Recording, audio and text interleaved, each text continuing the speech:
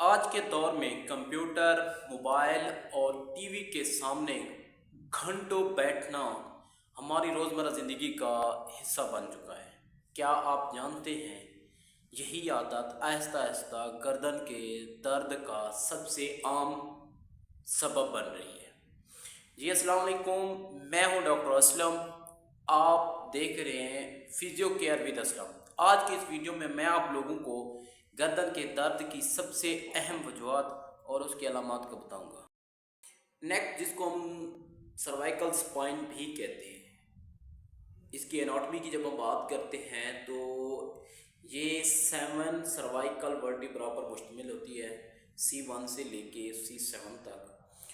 यही cervical vertebra हमारी head को सपोर्ट प्रोवाइड करते हैं और हमारे स्पाइनल कॉर्ड की हिफाजत करते हैं, प्रोटेक्शन प्रोवाइड करते हैं।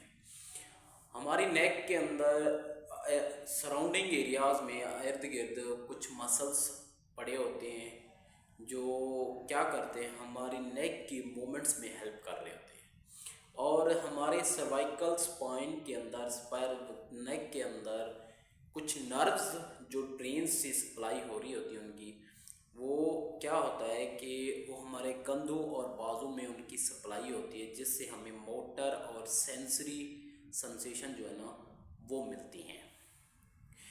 अब ऐसा होता है कि जब इन मसल्स के ऊपर, लिगामेंट्स के ऊपर स्ट्रेस पड़ता है, किसी किस्म का दबाव पड़ता है, तो उसकी वजह से क्या होता है, जब ये टाइटनेस में जाते हैं तो नेक का जो पेन है वो स्टार्ट हो जाता है।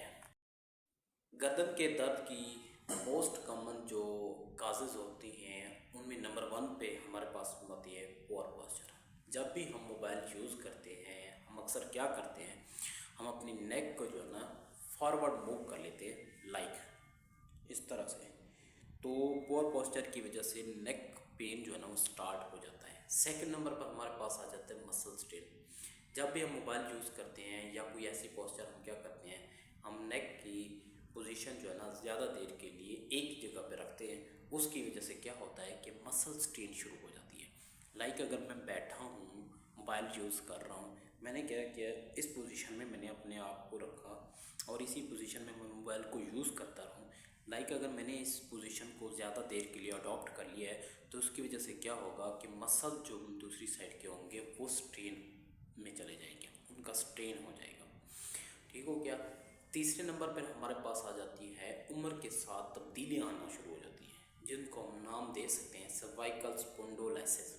ठीक है, इसमें क्या होता है कि जो हमारे वर्टिब्राज होते हैं उसमें वो घिसना शुरू हो जाते हैं। ठीक है, तो इसको हम कहते हैं उम्र के साथ ये तब्दीली आती है, तो इसकी वजह से भी गर्दन का दर्द आम है। उसके बाद आ जाते हैं हमारे पास नर्व कंप्रेशन। अब नर्व कंप्रेशन की वजह से भी गर्दन का दर्द होता है। अब नर्व कंप्रेशन हमने ये देखना है कि नर्व कंप्रेशन हुई किस वजह से है। आया कोई चोट लगी है या कोई ऐसा झटका लगा है जिसकी वजह से क्या हुआ, हमारे डिस्क फॉरवर्ड मूव हो गया या हमारा वर्टिब्रा जो है ना वो फॉरवर्ड मूव हो गया या बैकवर्ड या लेफ्ट साइड पे चला गया, राइट साइड पे चला गया, तो उस नर्व कंप्रेशन की वजह से भी हमारा पेन जो है ना वो क्रिएट हो जाता है।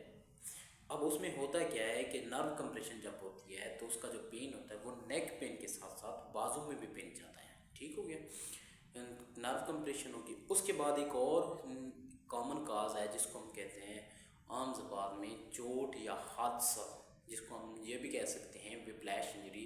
मतलब ये है कि गाड़ी का अचानक से झटका या गाड़ी ने अचानक से हरकत की, उसकी वजह से हमारी नेक जो है ना हाइपर एक्सटेंडेड हो जाती है, तो उसकी वजह से भी हमारी गर्दन का दर्द जो है ना वो स्टार्ट हो जाता है।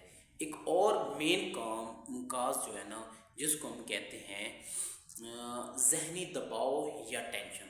जो लोग ज़्यादा टेंशन लेते हैं या हर वक्त सोचते रहते हैं किसी चीज़ को लेके, तो उसकी वजह से क्या होता है, हमारे नेक के जो मसल्स होते हैं या शोल्डर के जो मसल्स होते हैं वो टाइट हो जाते हैं। अब टाइटनेस की वजह से भी नेक का पेन जो है ना वो स्टार्ट हो जाता है।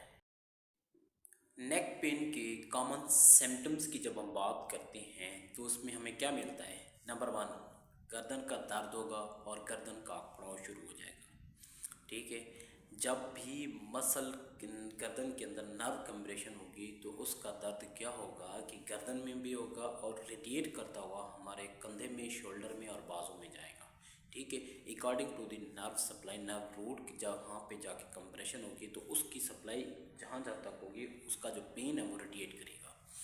ठीक हो गया।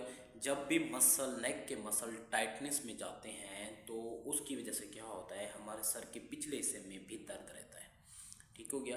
वो किस वजह से हो रहा होता है, मसल की टाइटनेस की वजह से भी हो रहा होता है। अच्छा, इसके अलावा जो एक और अलामत है, जब भी मसल टाइटनेस होती है तो गर्दन का दर्द शुरू होता है और उसमें ये होता है कि गर्दन को मोड़ने में या झुकाने में भी पेन होता है। तो इट्स मीन कि गर्दन के मसल जो है ना वो टाइट हुए पड़े हैं। इसी तरह की मुफीद और आसान फिजियोथेरेपी टिप्स और एनाटॉमी को समझने के लिए मेरे चैनल को सब्सक्राइब कर लें और लाइक और शेयर कर